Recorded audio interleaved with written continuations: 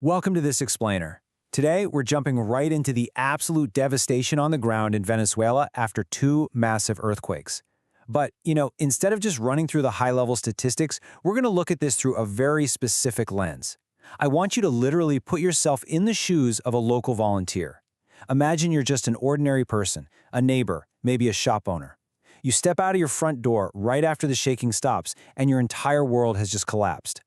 Suddenly, you're a first responder, armed with absolutely nothing but your bare hands.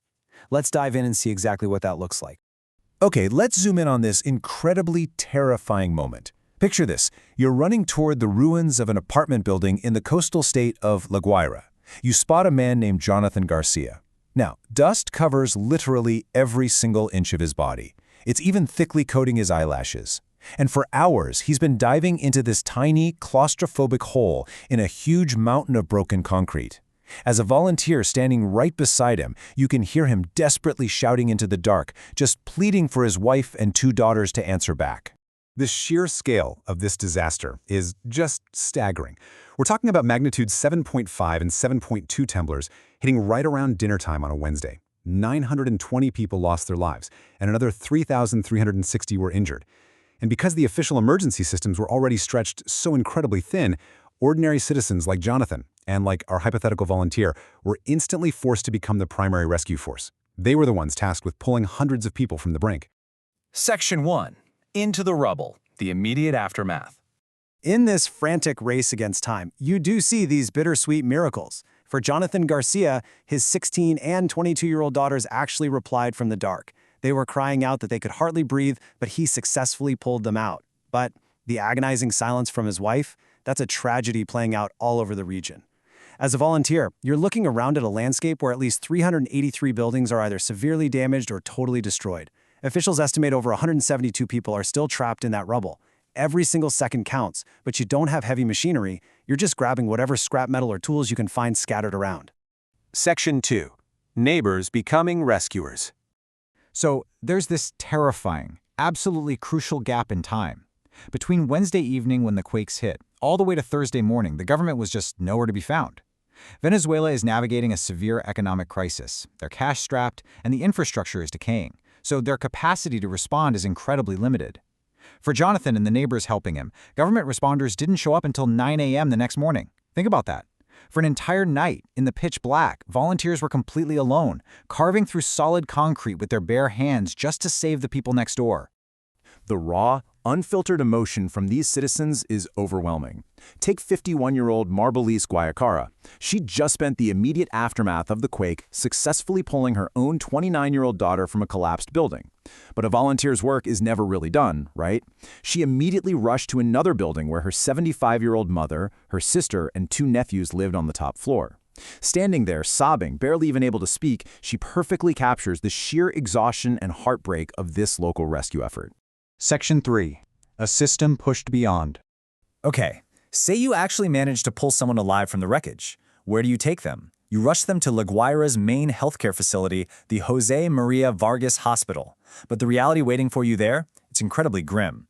The emergency room is completely overflowing. As a volunteer carrying a survivor, you're greeted by pickup trucks pulling up carrying bodies wrapped in plastic. One account even noted a woman's foot dangling from the side of a truck, her nail polish still visible. Blood is literally smearing the ground. The medical system is just buckling under the weight of this disaster. Right outside the entrance, you'd find at least 70 injured people forced to lie on thin mattresses right there on the actual ground.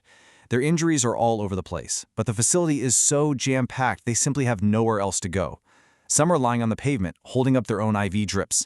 Just imagine the immense frustration. You just dug your neighbor out of a crushed building only to find there aren't even enough beds to treat them. And amidst all this chaos, information is just as scarce as the medical supplies. Down on the ground, desperate folks are passing around torn sheets of paper, handwritten with the names of the missing, just praying someone has seen them. Meanwhile, miles and miles away, Venezuelans abroad are logging onto a crowdsourced website listing over 42,000 people with photos and descriptions. It's this profound disconnect, right? The global, high-tech digital search versus the exhausted local volunteer holding a piece of scrap paper outside an overflowing hospital. Section 4. Promises from afar. The gap between those two worlds is vast. On the ground in the hard-hit Altamira neighborhood, a 61-year-old man named Jose Murillo waited all night for a local rescue team to reach his brother, who was crushed underneath a concrete slab. And when the team finally showed up, their electric generator was broken, they didn't even have basic tools like hammers. Meanwhile, promised from afar, the U.S. State Department announced it was mobilizing $150 million in aid. Specialized search and rescue teams from Fairfax, Virginia and Los Angeles were deployed. Helicopters were promised. But to a volunteer staring at a broken concrete slab, those promises, they feel like they're literally on another planet. Now you might be wondering, why is that aid so slow to reach the people literally digging with their hands? Well, it's a really complex mix of geopolitics and logistics. There's an ongoing political crisis. Months prior, U.S. President Donald Trump ordered the capture of Venezuelan President Nicolas Maduro. That creates dual claims to leadership and makes any direct government-to-government coordination incredibly complicated. Add to that the physical infrastructure decay. The main international airport in La Guaira actually has a cracked runway, which severely limits plane landings. Because of this, international aid is forced to rely on the U.S. Defense Department, using assets like the amphibious warship USS Fort Lauderdale, stationed out at sea, as a hub to launch helicopters. So, geopolitics is very directly impacting the speed of the rescue on the ground. Section 5. The Race Against Time. These obstacles aren't just high-level logistical hurdles for an aid agency. They are immovable, visceral nightmares for the local volunteers. By late afternoon, a really grim stench is filling the air. Massive cracks in the road make it completely impossible to move heavy machinery, even if they had it. Plus, there is zero cell phone reception, making coordination nearly impossible. Locals are standing there actively listening to people calling out for help from beneath the slabs. In one instance, rescuers managed to pull a woman out of a basement, but when an ambulance finally drove by and the crowd shouted that they had a survivor, the ambulance just kept going. It was already completely full. As we wrap up this explainer, I want to leave you with a haunting thought from 34-year-old Esther Plaza.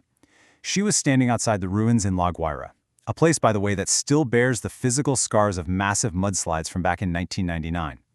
She had seen all the social media posts about international help, about the helicopters and the backhoes. But standing right there in the dust, she hadn't seen a single piece of it actually arrive. It begs a crucial, deeply unsettling question. When a community is left completely alone, forced to dig its own loved ones out of the rubble with bare hands, just how many years will it take for them to truly recover? Thank you so much for joining me today to explore this complex, deeply human reality.